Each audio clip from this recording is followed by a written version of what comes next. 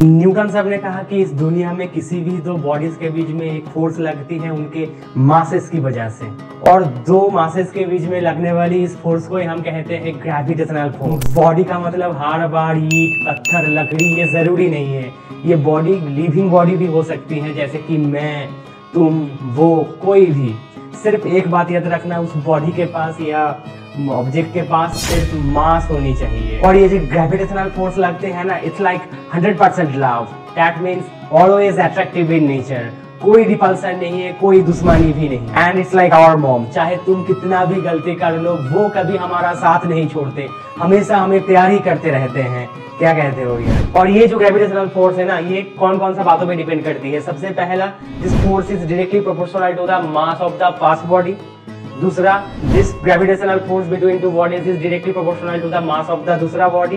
And तीसरा, ये जो फोर्स है ना, वो ये दोनों मासेस के बीच वाला जो दूरी है उसके साथ नहीं, उस दूरी के स्क्वायर के साथ डायरेक्ट भी नहीं, इनवर्सली प्रोपोर्शन। मतलब इनवर्स प्रोपोर्शन तुम जानते हो, एक चीज बढ़ने में दूसरी वाली घट जाती है। इसका मतलब दूरियां बढ़ने में फोर्स घटेगी और दूरियां कम होने में फोर्स बढ़ेगी। और एक बात, जैसे कि तुम लोग सुने हो कभी कि चार्ज लाइक पॉजिटिव भी होती है, नेगेटिव भी होती है। मैग्नेट में नॉर्थ पोल भी होती है, साउथ पोल भी होती है, इसलिए वहां एक्सट्रैक्शन एंड रिपल्सन दोनों ही होगी। बट ग्रेविटी में ना नेगेटिव मास नाम का, तो इसलिए ग्रेविटेशनल जो फोर्स होगी वो हमेशा अट्रैक्टिव, दैट मींस 100% लव। अक्सर लोग मुझे पूछते हैं कि सर ये जो डिस्टेंस है ना, डिस्टेंस के साथ तो इनवर्स प्रोपोर्शन नहीं है, स्क्वायर के साथ इनवर्स प्रोपोर्शन है, तो इसका फर्क क्या है? और एक बात, इसको हम ना इनवर्स स्क्वायर लॉ भी कहते हैं। और ये बहुत बार आएगा, सिर्फ क्लास 10th में नहीं, 11th 12th में भी बहुत बार आएगा। इसका मतलब बहुत सारे ऐसे फोर्सेस होगी जहां जो इन डिस्टेंस के स्क्वायर के साथ इनवर्सली प्रोपोर्शनल होगी, एंड उस फोर्स को हम इनवर्स स्क्वायर लॉ कहते हैं, एंड वो लॉ को बेसिकली इनवर्स स्क्वायर लॉ कहते हैं। अब सुनो, ये नॉर्मल इनवर्स प्रोपोर्शन, जो कि मान लो ये प्रोपोर्शनल 1/r, एंड ये इनवर्स स्क्वायर लॉ, ये प्रोपोर्शनल 1/r स्क्वायर, इन दोनों का फर्क समझो। क्या है ये? मान लो तुम और वो कौन पता नहीं, तो जब तक तुम दोनों पास पास थे, एक साथ थे, तब तक मान लो तुम्हारे बीच में लगने वाली जो फोर्स थी ना, वो 100 न्यूटन थी। ठीक है, अब पता नहीं क्या हो गया, वो धीरे धीरे तुमसे दूर जाने लगा। जैसे जैसे दूर जाने लगेगी, वैसे वैसे क्या होगी, वो फोर्स घटेगी। ये रियल लाइफ में भी होती है। अब देखो, इस फोर्स को घटने का भी दो तरीका है। क्या एक फोर्स तो धीरे धीरे घट सकती है, इसका मतलब पहला दिन 100 न्यूटन से थोड़ा कम होकर 90 हुआ, दूसरा दिन 80, तीसरा दिन 70, 60, 50, 40 एंड सो ऑन। और एक भी तरीका है इसका। कैसे? पहला दिन तो 100 थी, दूसरे दिन 70, तीसरे दिन 20। उसके बाद में तुम क्या बोलोगे? नहीं नहीं नहीं, ऐसा नाम कर कोई दोस्त तो मेरे जिंदगी में थी नहीं, मैं तो हमेशा अकेला ही था। तो क्या सीखा कि नॉर्मल इनवर्स प्रोपोर्शन में क्या होती है, धीरे धीरे घटती है, जो कि पहला वाला। और इनवर्स स्क्वायर लॉ में क्या होती है, बहुत अचानक, तुरंत, फटाफट कम हो जाती है फोर्स। इसका मतलब मान लो डिस्टेंस हुआ 2, तो फोर्स घटेगी 4 टाइम्स। डिस्टेंस को 3 करने में फोर्स घटेगी 9 टाइम्स। डिस्टेंस को 5 करने में फोर्स घटेगी 25 टाइम्स। इसका मतलब फटाफट ये घट जाएगा फोर्स डिस्टेंस बढ़ने के साथ साथ। अगर हम इसको क्लब करके लिखेंगे वैसे, तो क्या देखो, न्यूमरेटर में कौन कौन है, m1 एंड m2, डिनोमिनेटर में कौन है, r², तो ये बनेगा m1 into r²। And you know, proportion को इक्वल करने के लिए कांस्टेंट टर्म से मल्टीप्लाई होनी चाहिए। एंड इस बार इस कांस्टेंट टर्म कौन है? बिग जी कौन होती है? Universal gravitational constant. इसका वैल्यू क्या होती है पता है? 6.67 into 10⁻⁻11। यस, इसका यूनिट भी है। लेकिन रुको, रटने का जरूरत नहीं है, मैं समझाऊंगा, बताऊंगा कैसे इसको डिराइव किया जाता है, कैसे इसको कैलकुलेट किया जाता है। देखो, रटने की किसी भी चीज को रटने की जरूरत नहीं है। देखो, जी को हम कैसे लिख सकते हैं? अगर हम इसको क्रॉस मल्टीप्लाई करेंगे तो f into r² by m1 m2, unit रटो मत। तो इसका यूनिट क्या होगी बोलो? क्या फोर्स के लिए न्यूटन होती है? क्या डिस्टेंस का ऐसा यूनिट मीटर होती है? क्या यहाँ पे डिस्टेंस नहीं है, डिस्टेंस का स्क्वायर है, इसलिए ये बनेगा मीटर स्क्वायर। नीचे क्या है? दोनों मासेस। क्या मासेस का ऐसा यूनिट केजी होती है? तो m1 के लिए भी ऐसा यूनिट केजी होगी, m2 के लिए भी ऐसा यूनिट केजी होगी। एंड केजी मिलके क्या बनेगी? KG square. सो जी का ऐसा यूनिट बनेगी newton metre square by KG square, and its value is 6.67 into 10⁻⁻11। Class 11th में जाके तुम्हें इसका डायमेंशन भी कैलकुलेट करना होगा। अक्सर लोग ये भी पूछते हैं, सर आपने कहा कि मासेस की वजह से ग्रेविटेशनल फोर्स लगते हैं, तो हमारे सामने तो बहुत सारे मासेस है कि जी, जैसे कि ये टेबल है, चेयर है, वाटर बॉटल, बहुत सारे सामान है। तो अगर फोर्स लग रही है तो ये क्यों हमारे पास नहीं आ रही है? मतलब why they are not coming towards us? क्यों हमारे पास आके ये हमारे साथ चिपक नहीं जा रहा है? इस सवाल का जवाब मेरे पास है, क्योंकि देखो मेरे दोस्त, हम सब कहाँ पे हैं? हम अर्थ के सरफेस के ऊपर है ना, धरती माता के ऊपर है। और अर्थ या धरती का मास सोचो कितना, जिनका रेडियस 6400 किलोमीटर, और मास क्या होती है अर्थ की? 6 × 10⁻24, मतलब 6 के बाद 24 जीरोस। तो अर्थ के वजह से हम सबके साथ जो अर्थ के साथ हम सबका जो रिश्ता है, जो ग्रेविटेशनल फोर्स है, वो कई गुना ज्यादा हम इंडिविजुअल फोर्सेस के कंपैरिजन में, इसीलिए हम इसको महसूस नहीं करते, कोई जगह ही नहीं है। हाँ, लेकिन अगर हम स्पेस में चला जाएंगे या ऐसा किसी जगह में चला जाएंगे जहां और कोई नहीं है और किसी का भी इफेक्ट नहीं है, मैं बॉडी का बात कर रहा हूँ, ओके, चेयर टेबल इसके बारे में, तो वहां क्या होगी? अगर तुम एक टेबल या चेयर को दूर भी रखोगे ना, थोड़ी देर बाद क्या होगी? वो तुम्हारे पास आने लगेगी, यानी कुछ देर बाद तो वो पास आ जाएगी बिल्कुल। And it's like the role of best friend in a relationship, कोई जगह ही नहीं है। तो ऐसा नहीं है कि दोस्ती नहीं है, दोस्ती है, बट वो दोस्ती ना रिलेशनशिप के भार में दब गए हैं। पर सोचो, अगर ब्रेकअप हो गया है, भगवान ना करेगी तुम्हारे साथ ऐसा कुछ भी हो, अनलेस इट्स टॉक्सिक, तो तब क्या करोगे? सबसे पहले फोन किसको करोगे? सबसे पहले दिल की बातें किसके साथ शेयर करोगे? दोस्त के साथ ही करोगे ना। तो ऐसा नहीं है दोस्ती नहीं थी, दोस्ती थी, बट रिलेशनशिप के नीचे थी, रिलेशनशिप के भार में वो दब गई थी। ग्रेविटेशन चैप्टर्स के कॉन्सेप्ट से स्टूडेंट्स बहुत ज्यादा गलतियां करते हैं। अब हम बात करेंगे वो हार्ड एक गलती के बारे में। पहला गलतफहमियां, दो बॉडीज के बीच में जो प्यार वाला फोर्स लगती है। अरे यार, क्या हर बार मैं बॉडी कर रहा हूँ? बॉडी सुनते ही कैसा पता नहीं कि क्यों मुझे डेड बॉडी टाइप्स का फीलिंग्स आती है। छोड़ो ना, अब चीजों को थोड़ा सा इंटरेस्टिंग बना लो, कुछ फानी सा एग्जांपल ले लो, तब हम अंदर से फील करेंगे, दिल से फील करेंगे उसको। अब बॉडी को गोली मारो और प्रेमी पे आ जाओ। जैसे कि देख रहे हो कि एक जीएफ है 40 kg मास वाली और एक उनका बीएफ 150 kg मास वाला। ओके, होती है कभी कभी रिलेशनशिप में। एक्सटर्नल डायमेंशंस को देख के प्यार थोड़ी ही होती है। तो न्यूटन साहब के हिसाब से क्या दोनों मास वाली हैं, जीएफ के पास भी मास, बीएफ के पास भी मास, तो जाहिर सी बात उनके बीच में ग्रेविटेशनल फोर्स भी होगी। तो अब मेरे सवाल ये है कि कौन किसको प्यार करेगा या करेगी? क्या जीएफ बीएफ को या बीएफ जीएफ को? सोच समझ के आंसर देना, क्योंकि बीएफ का मास है 150 kg और जीएफ 40 kg मास वाली। मुझे पता है ज्यादातर लोग ये सोच रहे हो कि शायद सर ये तो ज्यादा मास है ना, तो जाहिर सी बात सर बीएफ अट्रैक्ट करेगी तो फोर्स तो सर इस तरफ होगी, ये होगी ग्रेविटेशनल फोर्स।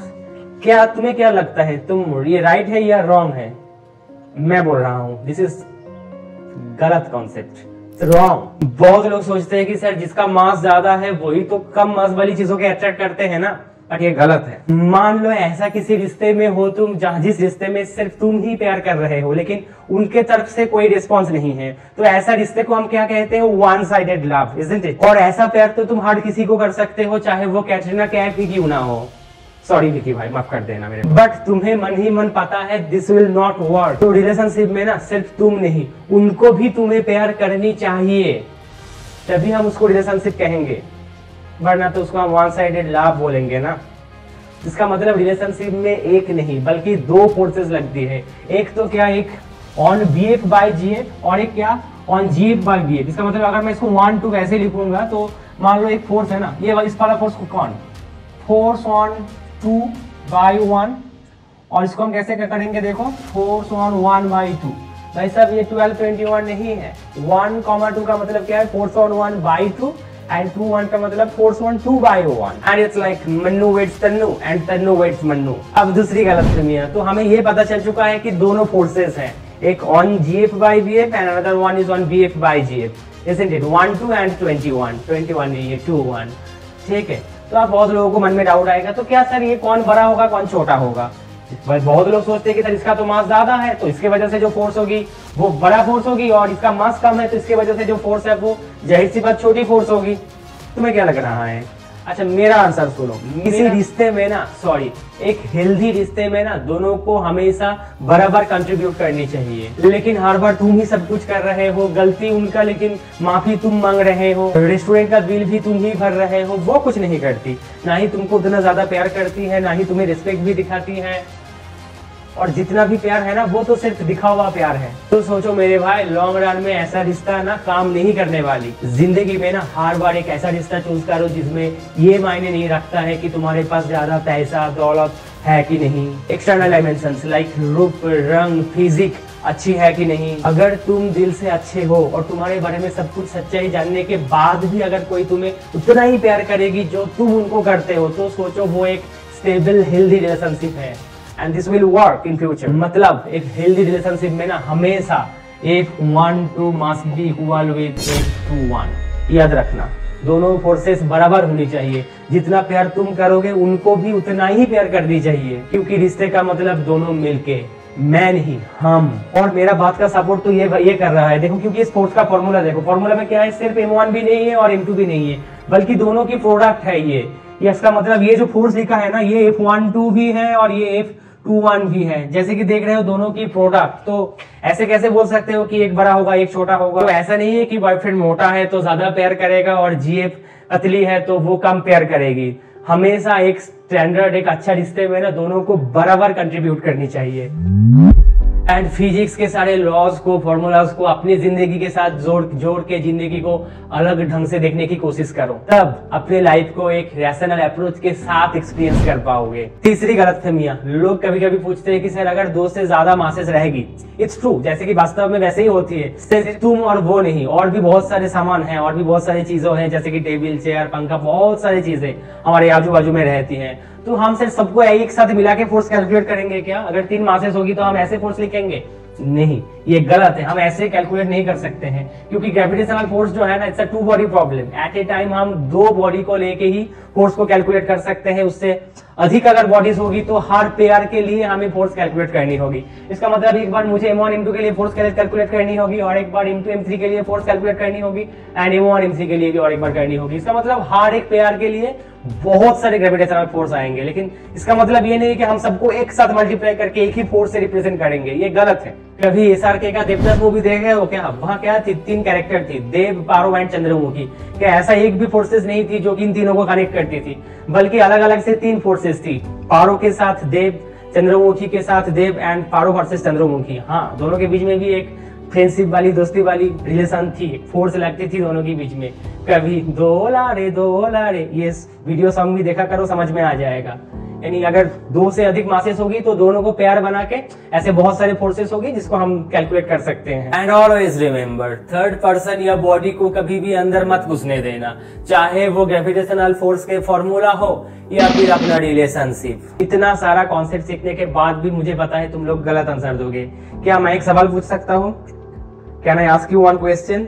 तो चलो मैं पूछ रहा हूँ, ये सुनो। जब भी तुम लोग किसी भी बॉल को या किसी भी पत्थर को वैसे ऊपर की तरफ फेंकते हो, किसी को टारगेट करके नहीं, वैसे ही हवा में थ्रो करते हो, कुछ वक्त बाद क्या होती है, वो पत्थर या ईंट या बॉडी थोड़ी देर बाद धरती पे या जमीन पे गिर जाती है। तो ऐसा क्यों होती है? इसका मतलब क्या है?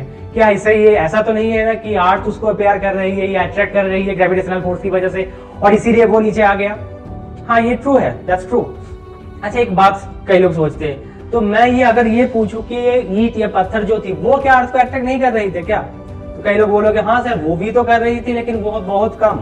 उस पत्थर के द्वारा अप्लाइड जो ग्रेविटेशनल फोर्स थी वो कम थी, बट अर्थ को देखिए ना, इतना बड़ा चेहरा है इसका, 6 × 10⁻24 kg मास है इनका, तो अर्थ की वजह से जो ग्रेविटेशनल फोर्स होगी वो बहुत बड़ी होगी, बट उस पत्थर के लिए जो ग्रेविटेशनल फोर्स वो तो बहुत ही कम होगी, तो इसलिए पत्थर जमीन पे गिर गया। और कई लोग तो ये भी सोच सकते हैं कि ऐसे पत्थर भी अर्थ को अट्रैक्ट करती है क्या? हमें तो ऐसा कभी नहीं लगता, हमें तो हमेशा लगता है कि अर्थ ही सिर्फ पत्थर को अट्रैक्ट करता है। भाई साहब, अभी अभी मैंने बताया था, याद है वो बॉयफ्रेंड गर्लफ्रेंड वाला एग्जांपल? क्या थी? दोनों पे फोर्सेस लगती है, दोनों बॉडी पे फोर्सेस लगती है, क्योंकि इट्स अ 2 बॉडी प्रॉब्लम।